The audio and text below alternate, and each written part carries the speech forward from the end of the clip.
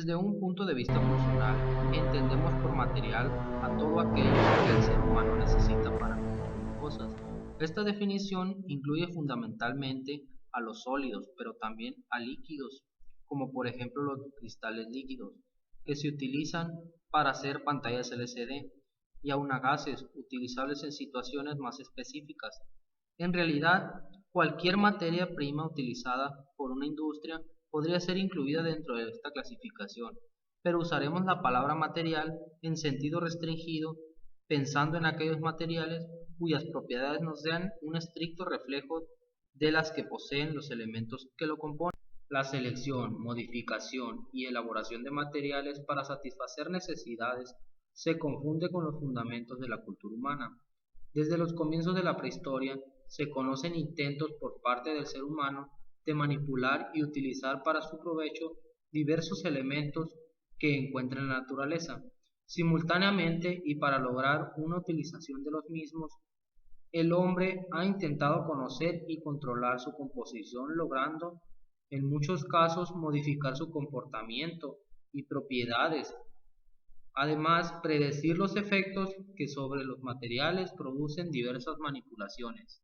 A continuación, se dará una pequeña descripción de un tipo de materiales conocido como polímero. Normalmente resulta complejo llegar a la identificación total de un material plástico, de manera que existe un buen número de interrogantes que es necesario aclarar. Existen diferentes formas de clasificar los polímeros. Una de ellas sería según la cantidad de monómeros diferentes en el polímero.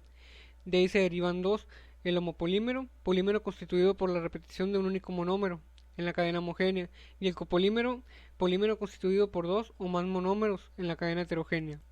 También hay diferentes tipos de copolímero: el copolímero al azar, copolímero con los monómeros unidos en una secuencia desordenada a lo largo de la cadena; copolímeros alternados, copolímeros con los monómeros unidos en una forma alternada; copolímeros en bloques, polímeros con los monómeros unidos en una secuencia formada tramos o menos largos; copolímeros de injerto, cadena principal de polímero tiene apenas unidades de un mismo monómero, mientras que el otro monómero solo forma parte de ramificaciones laterales.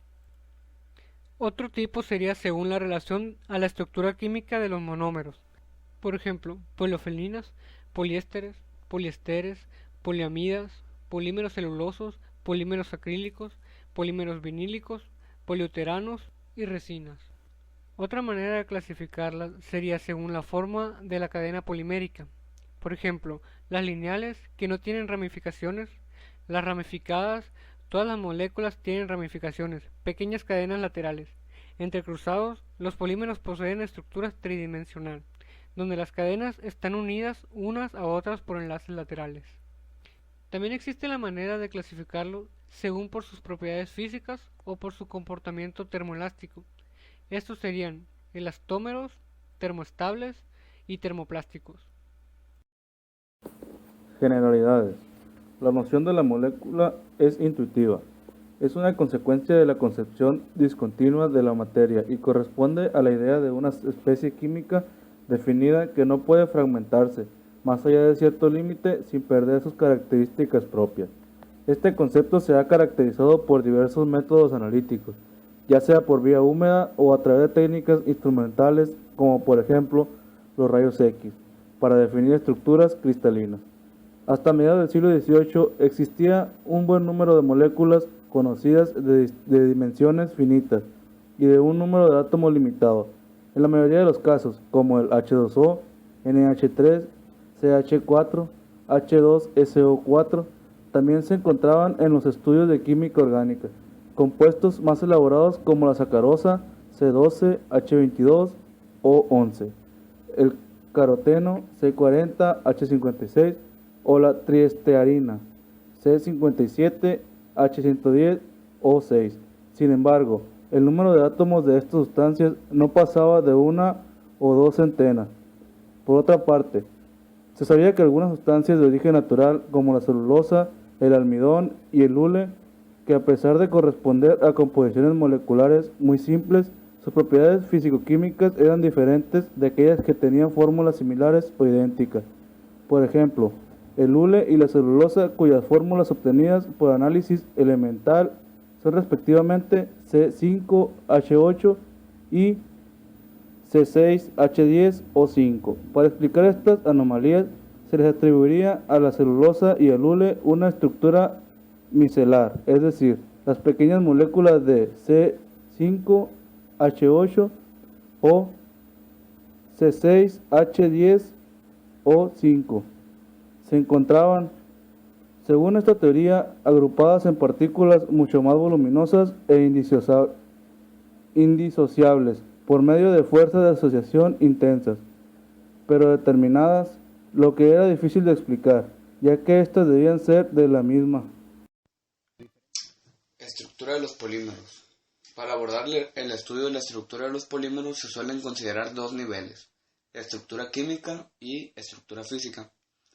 La estructura química se refiere a la construcción de la molécula individual y la estructura física al ordenamiento de unas moléculas respecto a otra. Comenzaremos abordando la estructura química y por tanto estudiaremos el efecto de la naturaleza de los átomos que constituyen la cadena principal y los sustituyentes de la misma, las uniones entre monómeros, el peso molecular y su distribución, y el efecto de las ramificaciones o entrecruzamientos en la cadena principal. Cuando se hace referencia a la estructura física de los polímeros, se trata básicamente de la orientación y cristalinidad que, como veremos, dependen en gran medida de la estructura química y a su vez condicionan el comportamiento del material durante el procesado y durante su vida de servicio. Estructura química. En los polímeros, la unión entre monómeros se realiza siempre mediante enlaces covalentes. A continuación mostraremos un trozo de cadena de polietileno.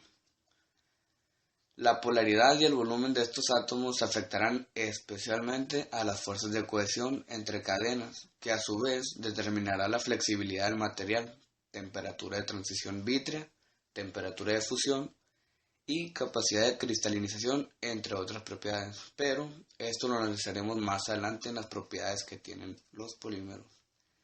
En la siguiente figura se muestra la estructura de varios polímeros para entender un poco más esto.